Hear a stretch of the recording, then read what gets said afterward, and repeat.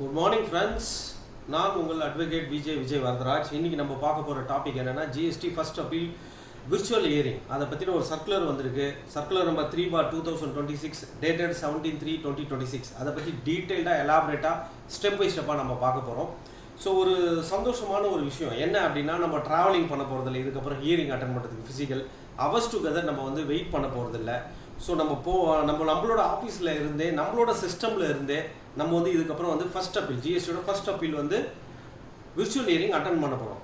So இதில் இன்னொரு விஷயம் என்ன அப்படின்னா, நம்மளுக்கு வந்து ஜிஸ்டாட் செகண்ட் அப்பீல் இருக்கு இல்லையா, ஜிஸ்டாட்டுமே விர்ச்சுவல் ஹியரிங் தான். அப்போ நம்மளுக்கு இது வந்து ட்ரையல், நம்ம இங்கே வந்து ஒரு எக்ஸ்பீரியன்ஸ் பண்ணிட்டோம் அப்படின்னா செகண்ட் அப்பீல் ஜிஸ்டாட்டில் வந்து நம்ம ஈஸியாக விர்ச்சுவல் ஹியரிங் அட்டன் பண்ணுறதுக்கு எல்லாருக்குமே ஒரு மிகப்பெரிய ஒரு வாய்ப்பு. ஸோ வாங்க ஒவ்வொரு ஸ்டெப்பாக போய் பார்க்கலாம். அனைவருக்கும் வணக்கம். ஸோ இன்றைக்கி நம்ம என்ன பார்க்க போகிறோம் அப்படின்னா, ஜிஎஸ்டி மேல்முறையீட்டு வழக்குகளில் காணொலி விசாரணை அப்படின்னு ஒரு சர்க்குலர் வந்திருக்கு. என்ன அப்படின்னா, ஜிஎஸ்டியில் வந்து ஃபர்ஸ்ட் அப்பீலில் நம்ம அப்பியர் ஆகும்போது இதுவரையிலும் இன்பர்சனாக தான் நான் அப்பியர் ஆகும். ஸோ ஃபிசிக்கலாக போய் அப்பியர் ஆகி ஹியரிங்கை முடிச்சுட்டு வந்திருந்தோம். இப்போ என்ன ஆச்சு அப்படின்னா, விர்ச்சுவல் ஹியரிங் வந்து அலோவ் பண்ணியிருக்காங்க ஸ்டேட்டில். இந்த சர்க்குலர் வந்து ஸ்டேட்டில் தான் வந்திருக்கு. ஸோ இது வந்து சர்க்குலர் நம்பர் வந்து 3/2026 டேட்டட் வந்து 17/3/26. ஸோ இதுக்கப்புறம் நம்ம வந்து ட்ராவல் பண்ண வேண்டியது இருக்காது, லாங் ட்ராவல் பண்ண வேண்டியது இருக்காது, அவர்ஸ் டுகெதர் வெயிட் பண்ண வேண்டியது இருக்காது. நெக்ஸ்ட் 1 by 1 நம்ம இந்த ஸ்லைடை பார்க்கணும்.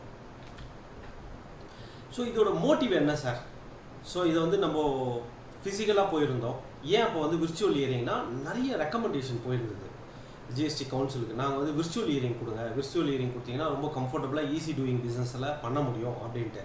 ஸோ இப்போ இந்த விர்ச்சுவல் ஹியரிங் வந்து பார்த்தீங்கன்னா, ஆஸ் எ டீலர் அப்பியர் ஆகலாம், அட்வொகேட் அப்பியர் ஆகலாம், auditors, chartered accountant, cost accountant, company secretary appear ஆகலாம், ஆத்தரைஸ்டு ரெப்ரசன்டேட்டிவ் அப்பியர் ஆகலாம், ஜிஎஸ்டி ப்ராக்டிஷனர் அப்பியர் ஆகலாம். ஸோ எல்லாருமே வந்து இந்த விர்ச்சுவல் ஹியரிங்கில் ஜிஎஸ்டி ஃபர்ஸ்ட் அப்பீல் வந்து அவைல் பண்ணிக்கலாம் இந்த ஆப்பர்ச்சுனிட்டியை. ஸோ இதில் என்ன பெனிஃபிட் சார் அப்படின்னா, 2 பெனிஃபிட் இருக்குங்க. ஒன்று வந்து நம்மளுக்கு ட்ராவலிங் டைம் குறையும். இப்போ ஒருத்தர் வந்து தர்மபுரியிலேருந்து ஒசூரில் போய் ஒரு ஹியரிங் அட்டன் பண்ணுறாருன்னா ட்ராவலிங் டைம் பார்த்துங்களேன். அப்போ அந்த ட்ராவலிங் டைம் இனிமேட்டு கிடையாது. ஸோ எல்லாமே வந்து டிஜிட்டலாக ஆன்லைனில் அவங்க சிஸ்டமில் இருந்தே விர்ச்சுவலாக ஹியரிங் அட்டன் பண்ண போகிறாங்க, ஜிஎஸ்டி ஃபர்ஸ்ட் ஹியரிங்க. ஸோ அப்போ நம்மளுக்கு ட்ராவலிங் டைம் சேவ் ஆகுது. அந்த அலைச்சல்னு ஒன்று சொல்லுவோம் இல்லையா, போயிட்டு ட்ராவலிங்கில் அந்த ரெஸ்ட்லெஸ்ஸாக ஃபீல் பண்ணுவோம் இல்லையா. ஸோ அதெல்லாமே நம்மளுக்கு இதுக்கப்புறம் அந்த பேர்டெல்லாம் குறையுது. அதுக்கடுத்து அங்கே போயிட்டு ஹியரிங்கில் ஃபிசிக்கலாக நம்ம அப்பியர் ஆகும்போது நம்மளுக்கு முன்னாடி ஒரு 10-15 ஆடிட்டர்ஸ் வெயிட்டிங்கில் இருப்பாங்க. அப்போ அந்த இடத்துல waiting hours together waiting time இருக்கும் இல்லையா. ஸோ அதுவுமே ரெடியூஸ் ஆக போகுது. இப்போ என்ன, உங்களுக்கு லிங்க் வந்துடும் 10:30 அப்படின்னா அந்த 10:30 நீங்கள் ஓப்பன் பண்ணி ஹியரிங் அட்டன் பண்ணால் போதும். ஸோ அப்போது டைம் இதில் பெரிய ஃபேக்டர், ட்ராவலிங் சேவ் ஆக போகுது அந்த டைமிங். ஸோ இதுதான் சார் இதில் பெரிய பெனிஃபிட்டு.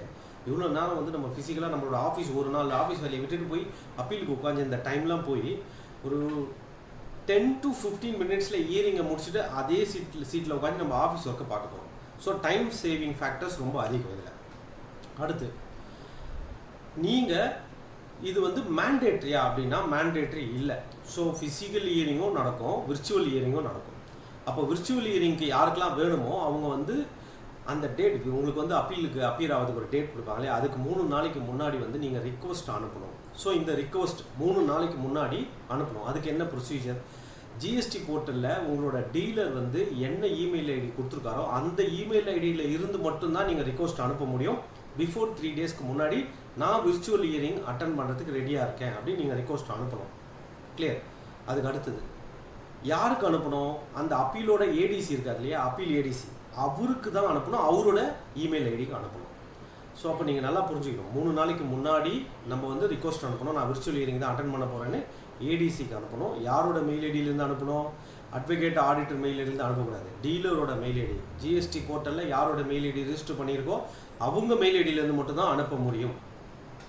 சரி, இதுக்கு ஏதாவது எக்ஸ்க்ளூசிவாக பிளாட்ஃபார்ம் இருக்கா?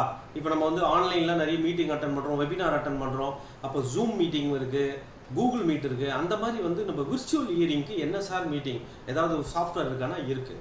என்ன போட்டிருக்காங்கன்னா, அந்த கவர்மெண்ட் ரெகக்னைஸ்டு C.meet அப்படின்னு ஒரு சாஃப்ட்வேர் இருக்குது. இந்த சாஃப்ட்வேரை நீங்கள் டவுன்லோட் பண்ணலாம்.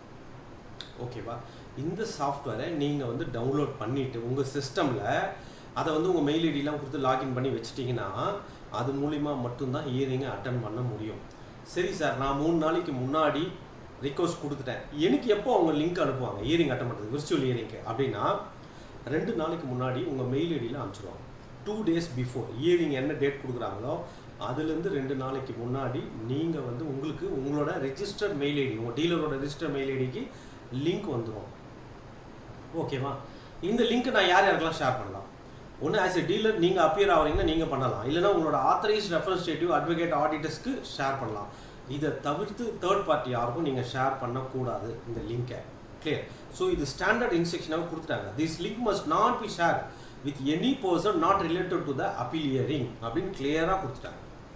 சரி, அட்வொகேட் அண்ட் ஆத்தரைஸ்டு ரெப்ரசன்டேட்டிவ்க்கு என்ன சார் ரூல்ஸ் சொல்லுதுங்க அப்படின்னா, இந்த விர்ச்சுவல் ஹியரிங்க்கு ஃபிசிக்கல் டாக்குமெண்ட் சப்மிட் பண்ண சொல்கிறாங்க. நீங்கள் தான் ஆத்தரைஸ்ட் ரெப்ரசன்டேட்டிவ்னா, நீங்கள் அட்வொகேட்டாக இருந்தால் வக்காலத்து நாமா சப்மிட் பண்ணணும். இல்லை நான் ஆத்தரைஸ்ட் ரெப்ரசன்டேட்டிவ்னா ஆத்தரைசேஷன் லெட்டர் சப்மிட் பண்ணுவோம் உங்கள் டீலர்கிட்ட இருந்து வாங்கி. இது இல்லாமல் உங்களோட பர்சனல் ஃபோட்டோ ஐடி, அதாவது வந்து இப்போது அட்வொகேட்டுன்னா அட்வொகேட் கார்டு இருக்கும், பார் அசோசியேஷனில் கொடுத்துருப்பாங்க. அந்த மாதிரி வந்து நீங்கள் எஸ்டிபியாக இருக்கலாம், இல்லை நீங்கள் சார்ட் அக்கௌண்டாக இருக்கலாம். ஸோ உங்களோட ஐடி ப்ரூஃப் ஒன்று சப்மிட் பண்ணணும் அடிஷ்னலாக, ஆத்தரைசேஷன் லெட்டர் இல்லாமல், வக்காலத்து நாமா இல்லாமல். இது எப்படி சார் சப்மிட் பண்ணுறது அப்படின்னு நீங்கள் பார்த்தீங்கன்னா, நீங்கள் ஸ்கேன் பண்ணணும். இந்த ஸ்கேன் வந்து ரொம்ப கிளியராக இருக்கணும். அவங்க வந்து ஏடிசி எடுத்து படித்து பார்க்கும்போது ரொம்ப கிளியராக விசிபிளாக அவங்க படிக்கிற மாதிரி இருக்கணும். அவ்வளோ அக்யூரஸியாக நீங்கள் ஸ்கேன் பண்ணணும். அந்த டாக்குமெண்ட்டை கிளியராக ஸ்கேன் பண்ணிவிட்டு அதை யாருக்கு அனுப்பணும் அந்த டாக்குமெண்ட்டை அப்படின்னா, ஏடிசி அப்பீலுக்கு அனுப்பணும். அவரோட ஆத்தரைஸ்டு மெயில் ஐடியில் தான் அனுப்பணும்.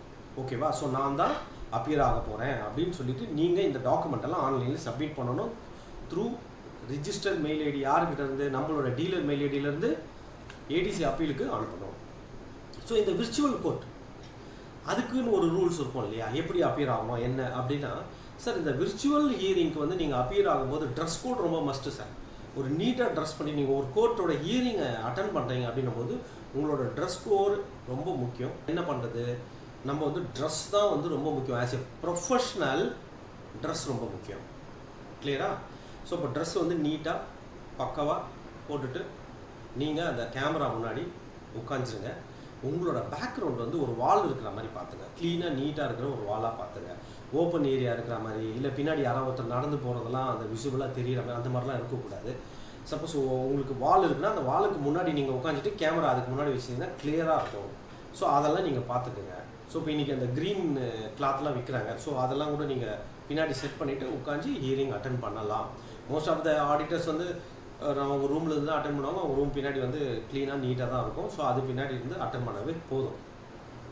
அதுக்கடுத்து நீங்கள் ஹியரிங் அட்டன் பண்ணதுக்கு அப்புறமா, ஹியரிங் அட்டன் பண்ணி முடிச்சிட்டிங்க, பட் அந்த டைம் ஆஃப் ஹியரிங்கில் நீங்கள் புதுசாக ஒரு டாக்குமெண்ட்டு அடிஷ்னல் டாக்குமெண்ட்லாம் சப்மிட் பண்ணோம், நான் சப்போர்ட்டிங் டாக்குமெண்ட் என்கிட்ட இருக்குது அப்படின்னு உங்களோட ஆர்குமெண்ட்டில் நீங்கள் சொல்கிறீங்க அப்படின்னா, இல்லை ரிக்வஸ்ட் பண்ணுறீங்க அப்படின்னா, ஹியரிங் முடிஞ்சதுக்கு அப்புறமா நீங்கள் வித்தின் 3 daysக்குள்ளே ஆன்லைனில் சப்மிட் பண்ணணும். யாருக்கு? ஏடிசிக்கு.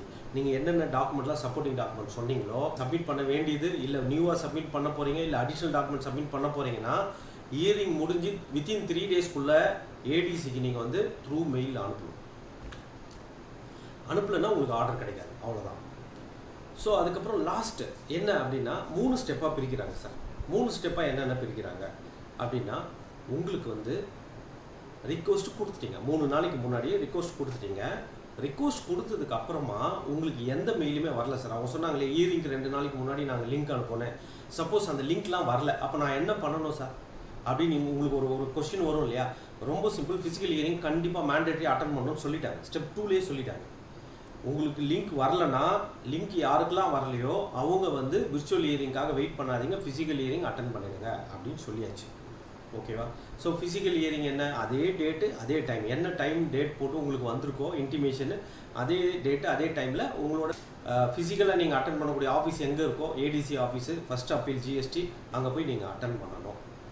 ஸோ ஓரளவுக்கு இந்த சர்க்குலரை வந்து நம்ம வந்து புரிஞ்சுக்கிட்டோம். என்ன இந்த விர்ச்சுவல் ஹியரிங் ஓப்பன் ஆகிருக்கு ஃபஸ்ட் டைமு ஜிஎஸ்டி ஃபஸ்ட் அப்பீலில்.